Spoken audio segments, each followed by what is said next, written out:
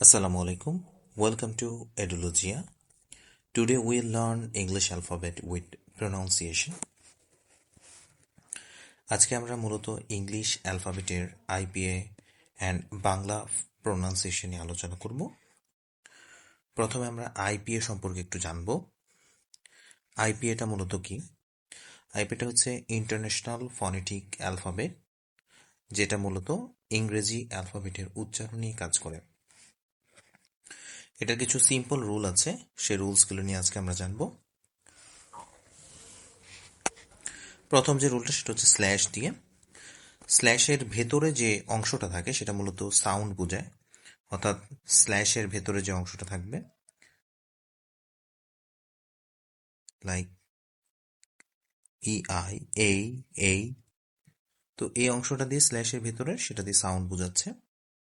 এবং কোলন যদি থাকে, স্ল্যাশের ভেতরে যদি কোলন থাকে, তাহলে সেটা মূলত লং সাউন্ড বোঝাবে, সাউন্ডটা একটু লম্বা বোঝাবে। যেমন আমরা যদি বলি স্ল্যাশ বি কোলন, তো এটা দিয়ে বোঝাচ্ছে বি, জিনিসটা একটু লম্বা উচ্চারণ হবে। আবার দুইটা ভাওয়েল যখন একসাথে থাকবে, লাইক এখানে দুইটা ভাওয়েল একসাথে আছে, তো সেক্ষেত্রে উচ্চারণটা একটু স্লাইডিং হবে, অর্থাৎ জিনিসটা অনেকটা স্লাইডিং করবে। লাইক আমরা উচ্চারণ করি এই এই, একটু স্লাইড করছে। এখানে একটা স্ট্রেস চিহ্ন দেখা যাচ্ছে, যেটা মূলত কিভাবে কাজ করে, অর্থাৎ যেখানে যেটার আগে স্ট্রেচ সাইনটা থাকবে সেই অংশটা আমরা একটু জোর দিয়ে পড়বো, বাকি যে অংশটা থাকবে সেটা একটু কম জোর দিয়ে পড়বো। যেমন টিচারের ক্ষেত্রে টি এটার আগে স্ট্রেস সাইনটা আছে এবং চার এটার ক্ষেত্রে নেই, তো সেক্ষেত্রে আমরা পড়বো টি চার, টি চার। অ্যাবোটের ক্ষেত্রে প্রথমে ই আছে, তো এই উল্টা ই দিয়ে মূলত হচ্ছে উল্টা এই অংশটা দিয়ে মূলত হচ্ছে দুর্বল উচ্চারণটা বোঝায়, অর্থাৎ হালকা উচ্চারণ যেটা সেটা বোঝায়। এবং এরপরে বাউটের আগে একটা স্ট্রেস সাইন আছে, তো সেক্ষেত্রে আমরা করবো বাউট বাউট বাউট, বাউটটা একটু স্ট্রেস দিয়ে পড়বো। রেকর্ড, তো এক্ষেত্রে উচ্চারণটা দুই রকমের হয়, রেকর্ড এবং রেকর্ড। একটা হচ্ছে রেকর্ড রেকর্ড, আর একটা হচ্ছে রেকর্ড, তো দুইটা উচ্চারণ হবে।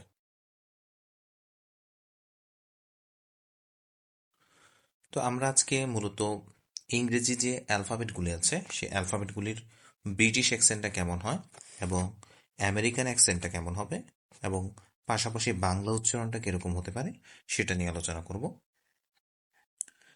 আমরা সাধারণত এই প্রথম যে অ্যালফাবেটটা আছে সেটার উচ্চারণ হচ্ছে ব্রিটিশ অ্যাকসেন্টে এই, একটু যেহেতু দুইটা ভাউল আছে ই এবং আই স্ল্যাশের ভিতরে, তো সেক্ষেত্রে এটা একটু স্লাইড করবে এই।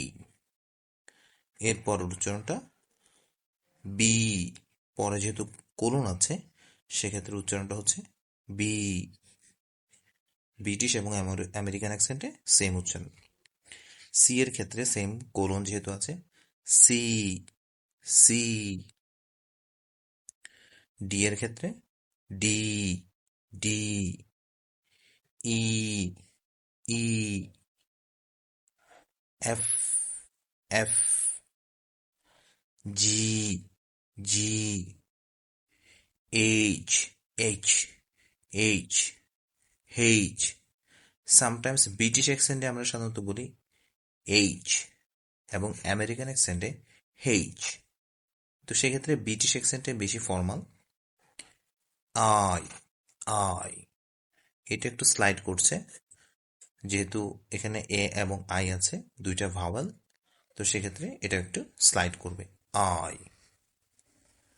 জে জে, খে খে, এল এল, M M, N N,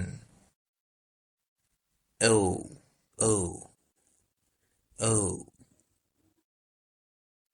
P ফি, যেহেতু কোলন আছে একটু লং হবে, ফি।